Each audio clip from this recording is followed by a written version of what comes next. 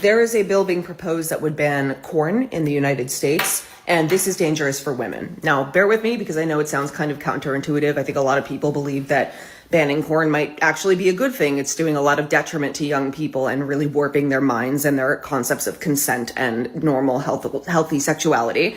First of all, a lot of women are going to be out of work, and they are going to be the women who are some of the most vulnerable people in society. So we're not just talking about people who literally exchange sex acts for money, as you might be thinking. We're talking about strippers. We're talking about cam girls. Like so many other things this administration has done and continues to do, this is ultimately going to be about controlling women. Let's hold on for a second. Let's stop there, right? Imagine that we live in a world where somebody is trying to justify one of the most deplorable things and saying that the reason that the administration is trying to ban it is just so they can control women in their bodies. What do you think happens inside of these strip clubs? What do you think that happens after the club closes? I'll do you one better. What do you think happens after everybody goes home and they see a person that they don't necessarily care for and they want to set him up? Um, Imagine a den of sin, right? Honestly, like if you just really want to break it down, like imagine a den of sin. How do you think that the majority of these women make their money? You think that everything is just cut and dry and it's regulated and everything is taken care of and it's on top of things?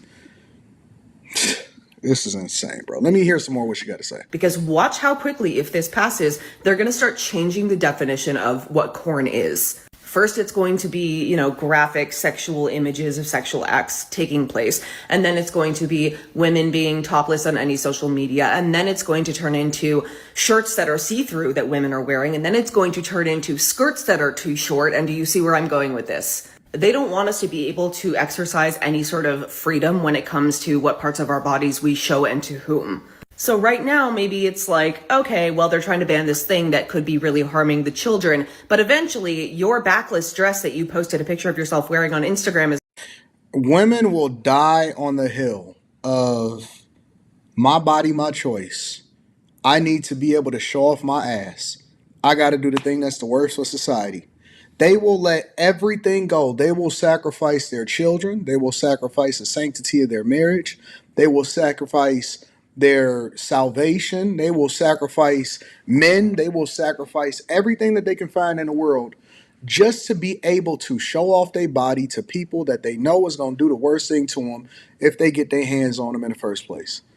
It is deplorable. It's despicable. It's just, what happened? What happened to the women in society today?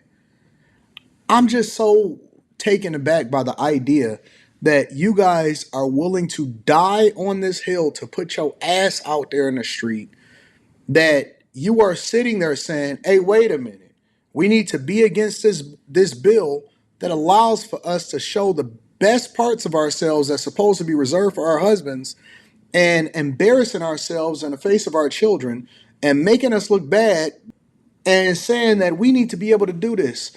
No, no, no, no, no. It's not because they're trying to protect society and they know that we've been so distracted and we're so distraught, and men have an exceptional amount of or inability to really be able to pay attention because everything is sexualized and nowhere that you can turn. I mean, to make it a much harder barrier to entry for people to be able to look for or to be distracted by things that's not best for them. And I ain't even just talking about men. I mean, kids, young people.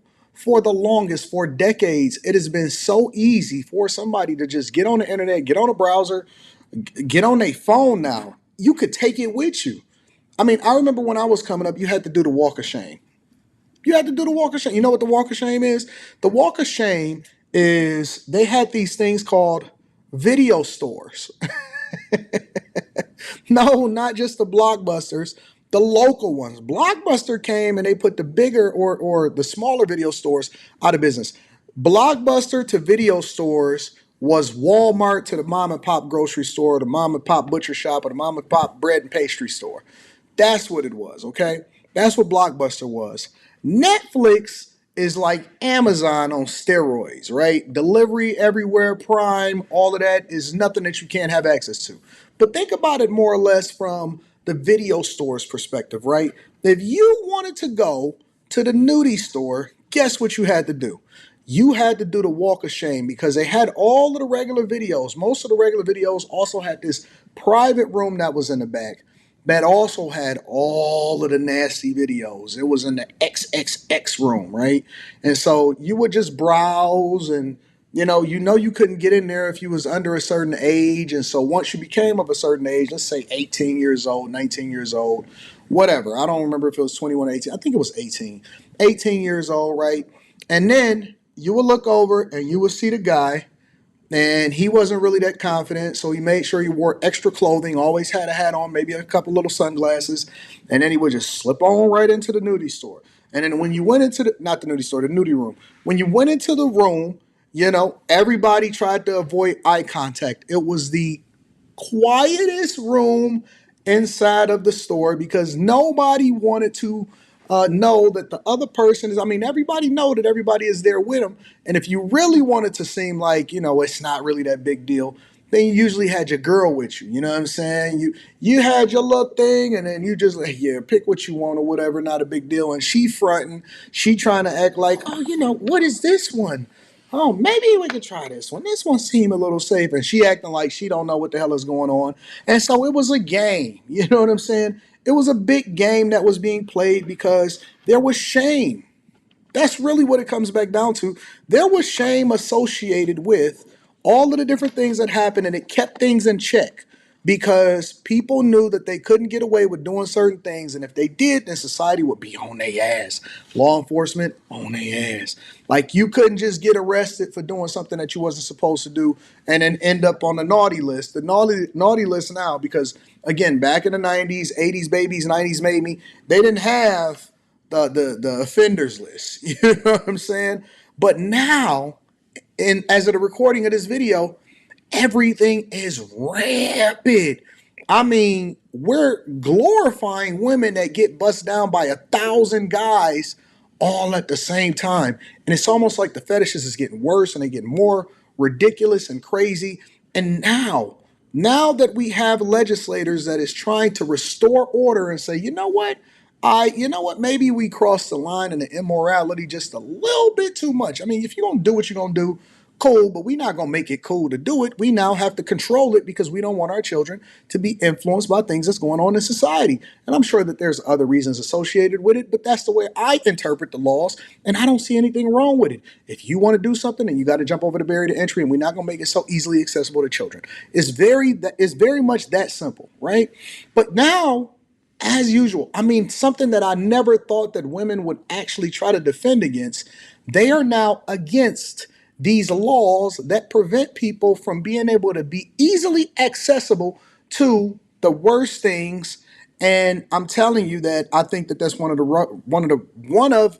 of many reasons why, you have so much ED, you have, erectile dysfunction, you have so much desensitivity because people are overly freaked out. We watching a Diddy trial right now, and they just went all the way across the board. But women, leave it up to women to defend the most immoral thing. This is one of the reasons why we don't need these type of leaders inside of society, because I don't see anything wrong with preventing people, especially below a certain age, or if you're above a certain age, then you got to go ahead and do that electronic walk of shame. And you got to create an account where the government can know who you are, and then they'll know what your search history is. Or you could just get a woman and get married and then do what you want to do in your bedroom because the bedroom is undefiled. But that's just me. Make sure you guys tap into the Patreon. Link is in the description. I always like to link back to the content creator just to give them credit. Teach Hanley 40% off your first order, 20% off for life. I love you. I appreciate you. These people are deplorable.